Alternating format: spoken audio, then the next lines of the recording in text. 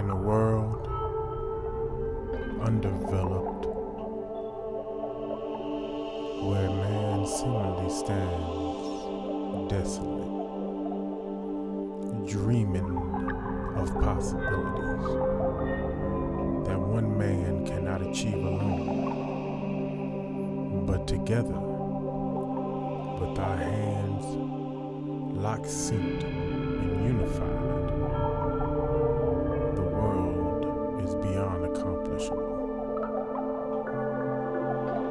The things that become created seems as if it was once impossible, undreamable, unattainable. But together we can build bridges.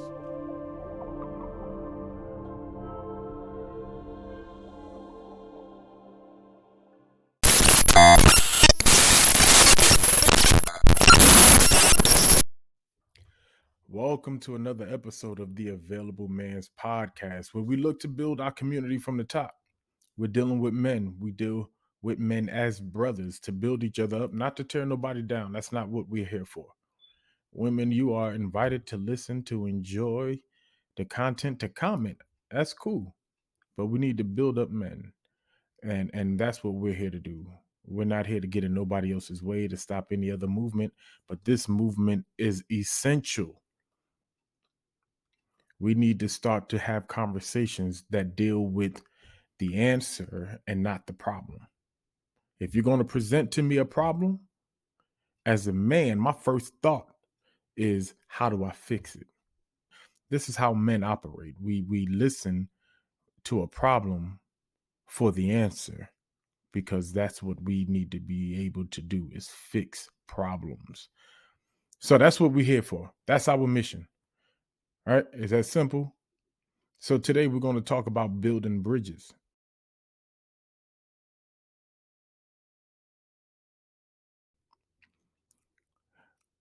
I was going to use the analogy of bridges as the one thing all of our beautiful bridges in this world have. It is that it comes from the collective work and unity of men with one vision, one goal.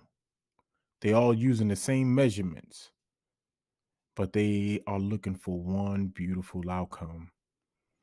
And that's how it happens. One man can be working on this end of the bridge, one man can be working on this end of the bridge, but when it comes together as a finished product, the metrics are seemingly the same because the vision is one-minded. But as I begin to think about the bridge, it's not just that it's the collective work of men coming together under one vision, but it's also an avenue to connect men and women, families and communities. But I believe when men connect, the families connect, the communities connect, the tribes connect, the villages connect. When we build bridges, it is an avenue to cross waters that we would not otherwise travel. So as we do this, and as we get into the nitty gritty of this conversation, here's what I'm looking to do. I want to talk about the 5 essentials of relationship building and relationship sustainment. But instead, we're going to call it the 5 sins of relationship building. All right, follow me. Number 1, pride. Number 2 is self desires. Number 3 is the way we value each other. Number 4 is the lack of accountability. And number 5 is the lack of responsibility, right? In that order. So let's get into it, right? Let's get it. Number 1, pride. Listen, it's 3 things that men really don't like. I don't care. I don't like these labels, but I don't care if you identify as an alpha male, a beta male, a sigma male, whatever male you think that you are. Listen, men don't like to be disrespected, talked down to, or embarrassed.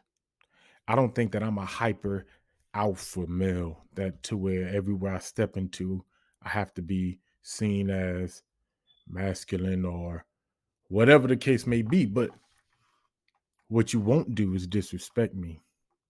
When I talk to you, I'm gonna talk to you like a man.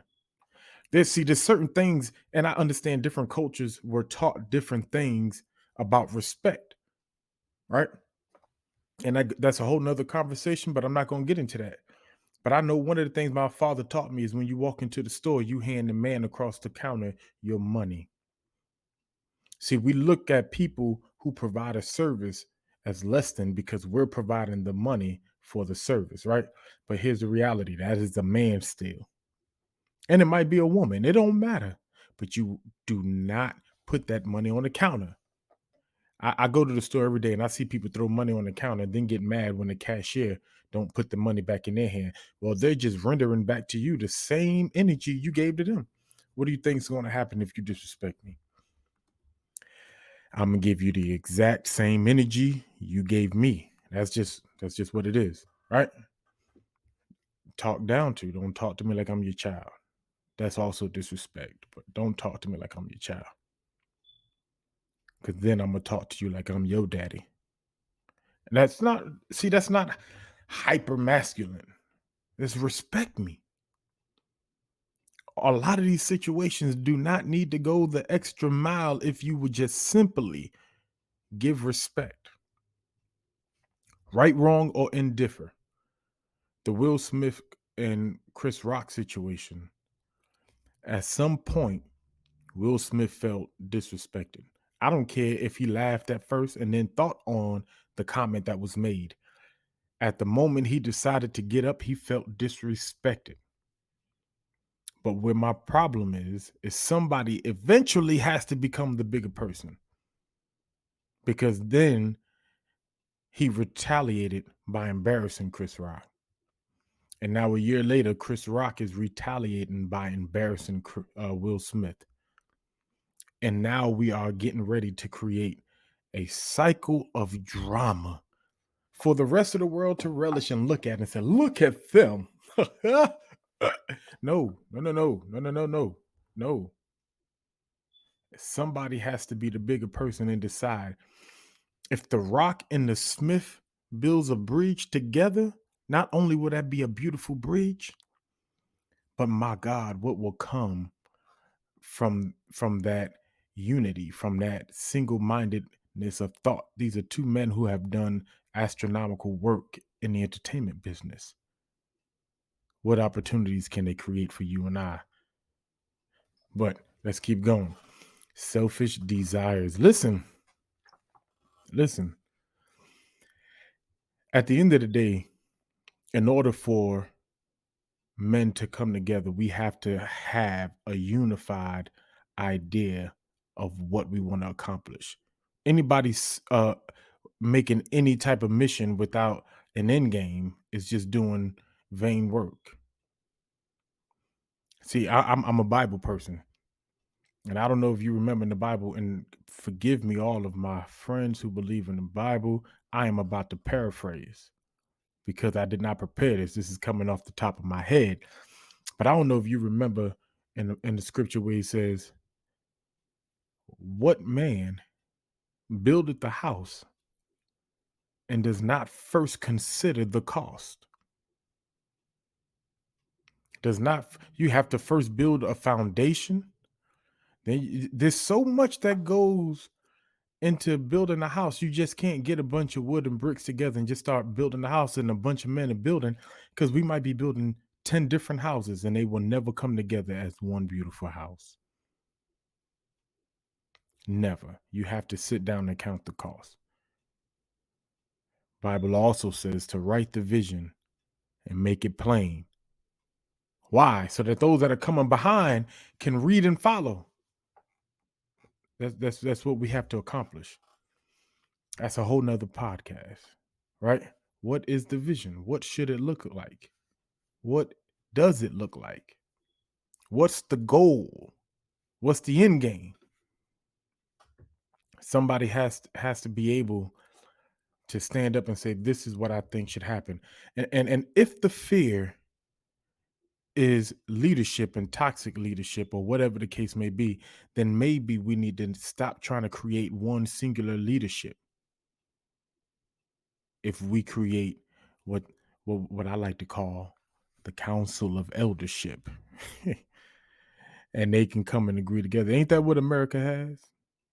Congress come together and put together some ideas. But then we got one man that gets to write, sign it, or veto it, or whatever the case may be. Then they go through this veto fight. But at the end, you have a council of elders that we call the Supreme Court. And they decide whether or not it is legal and just. And that's how it works. That's how community is built. You have to have a council of people who can say this makes sense. And now we can begin to identify teams, to identify the first step, the next step, so forth and so forth. But when you have one man that has his own vision in his head, you have his own selfish ambition. And eventually, other people around will have their own selfish ambition. Answer this question. What would we have? You remember the group B2K? The girls used to go crazy for B2K back in the day. What would happen if one of the artists of B2K decided I didn't need a rapper in this singing group. I don't need another dancer in this singing group. I don't need this. I can do my own thing. You'll get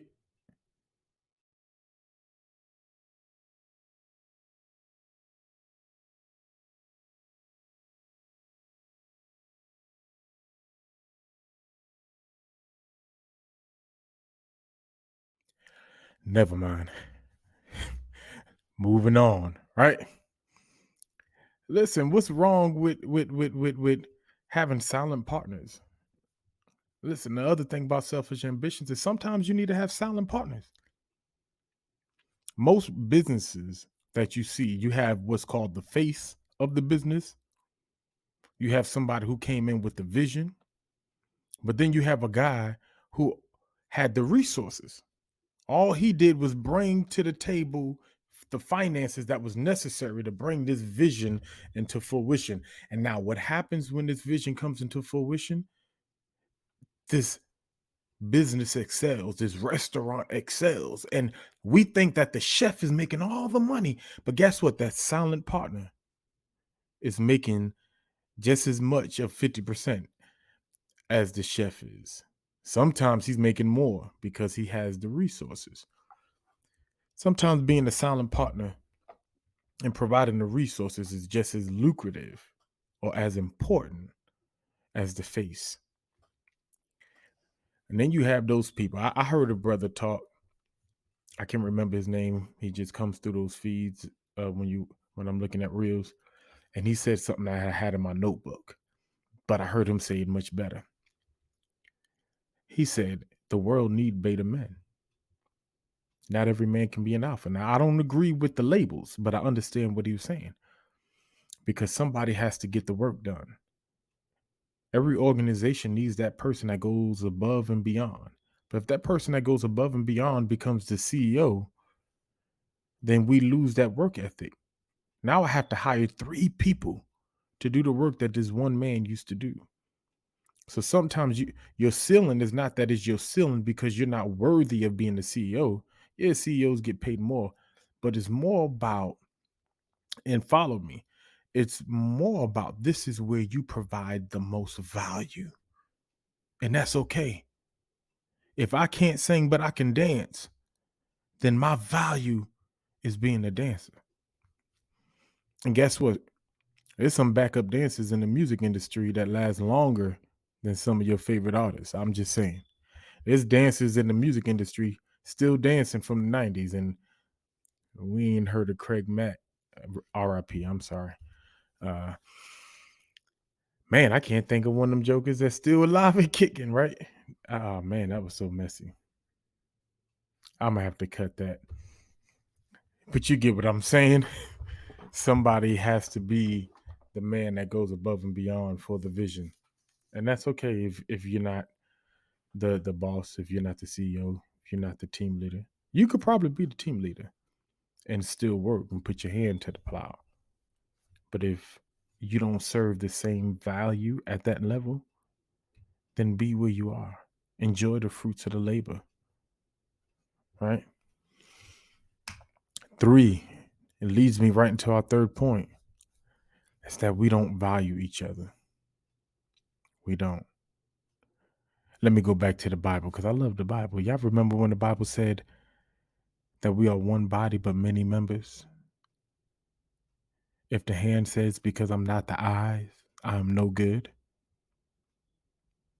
Or what if the eye said, because I'm not the foot, it is no good? And I'm paraphrasing, of course. But get the concept. Be who you are. But because you feel like your position is more important, does not give you the right, in no sense, shape, or form, to begin to look down on somebody in another position. You know, I love I love working for the government. When I work for the government, I used to hear service members say, "Well, these civilians wouldn't have jobs if it wasn't for us." Well, it's kind of true because not only would we not have a job to do if we didn't service the service members, but guess what? Service members couldn't accomplish some of their missions if those civilians didn't have their job. If there wasn't civilian contractors downrange fixing vehicles, you'd be going out with jacked up vehicles with no armor and no support. And then where would our military be? It's just an example. Everybody's important. We got to stop saying this man is bigger than this man and that man is bigger than this man. Listen, we need each other, value each other. See, when the civil rights movement was going on, see, Dr. Martin Luther King didn't come up and say, "I'm going to be the leader and I'm going to run." I'm sorry, I didn't hit my mic. That is a terrible, terrible Martin Luther King impression. But what happened was they went to this young man and they said, "We need you to be the voice of the movement." At 22 years old, he was supposed to be the voice of the civil rights movement. You get what I'm saying? Because his value was in his voice, the way he spoke. He was more articulate. He commanded a crowd when he spoke. And so when he said what he had to say, it went not just into the ears, but it stuck in the brain because that's the value that he gave to the movement. And now, whether or not you agree with what was accomplished, but you cannot disagree with how they went about it. And they built bridges so well together that all the way in Atlanta, Georgia, he heard about what was going down in Salem, all the way down in Birmingham, and he made a trip. You have to build bridges. We have to build relationships, and we have to value one another. Now, how do we accomplish all of this? Self accountability. I know I broke that word down and it sounds horrible, but self accountability, plain and clear. I don't know what else you want me to say. If you are not honest with yourself, there's nothing I can say to you. There's nothing anyone can say to you. And it's like, why can't we accomplish this mission? Well, we've been trying to tell Billy over here that he ain't strong enough to hammer in these nails by himself. He needs help. But Billy don't want to realize that he needs to get stronger. He just wants to keep hammering away. And so it's not that we can't accomplish the mission, it's just that we don't have enough time to accomplish the mission. You get what I'm saying? It takes us 30 minutes to hammer in a nail. So therefore, by the time his part is complete, mission is over. We already failed.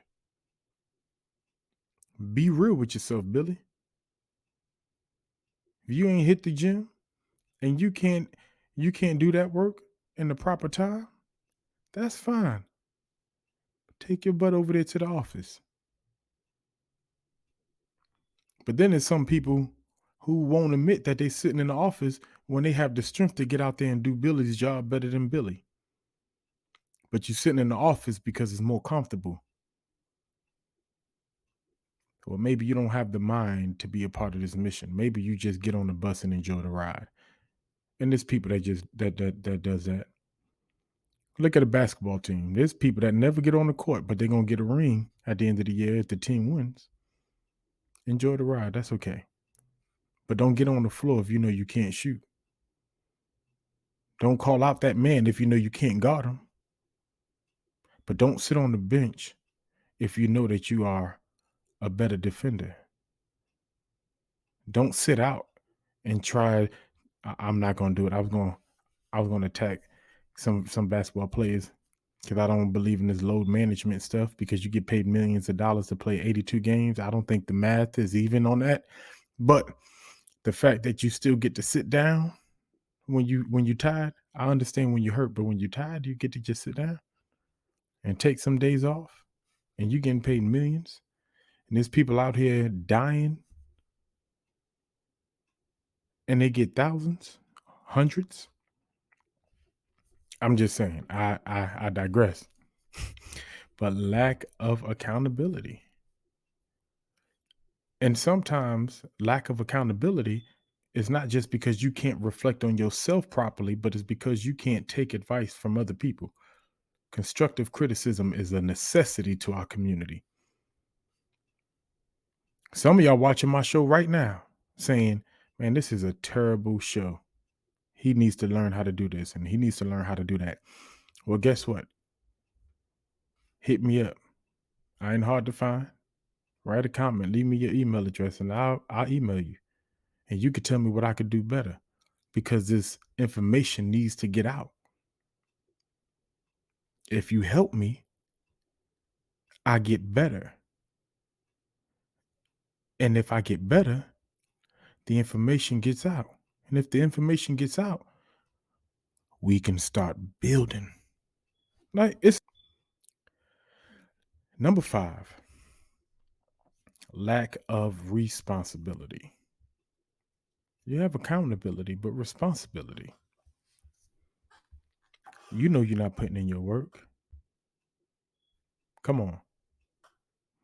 You know I need a theme song for this podcast, but because I ain't got $5,000 to drop in your pocket, you ain't gonna make this podcast better. I'm not begging nobody to come work on this podcast, man. I'm gonna do this on my own. I'm a grind if I have to, right? But hey, it is what it is. I get it. We all need money to be put in our pockets. And maybe if you gave me a theme song and I got 10,000 followers and started making money, maybe I could break you off your money. And I'm not talking about me. I just don't want to talk about nobody else. Right? This is my second episode. So I understand I ain't got it all together, but that's not what this is about. This is about us getting it together. And stop relishing. We feeding the fire. Yeah, I went and watched the Chris Rock special, but that's just so I can give y'all some content about it. Because I knew it was going to get messy. And that's why I didn't want to watch it. I didn't want to hear him drag Will. Hell, I didn't want to see Will slap him. It happened. Now the question is, how do we build our bridge? How do we move forward? How do we put our hands together and begin to build? Well, I'll tell you the first step you can do. Like and subscribe to this channel. Like this video. Go ahead, hit that notification bell. Listen, and I'm trying to give you better content. I'm trying to find better content, but here's one thing that I know for a fact. I need that money in my pocket, right? Nah, but seriously, check out my merch in the description. I just put some new items in the store, so go ahead and check that out. And let's get on the move, man. We really got to get our stuff together. And I know it's boring to sit and listen to someone talk all day. And I don't want to talk all day, but what I want us to do is to get better, make things happen. And we have to start looking at each other and grinding together. And we have to start making moves together. I need you, and I know you need me. I don't know what you need from me, but you need me. Because if you didn't need me, we wouldn't be looking at each other right now. You get what I'm saying? You saw that contact we just made? That's because I need you. My kids need you for the future. My grandkids need you. We need to do this. Let's get it on.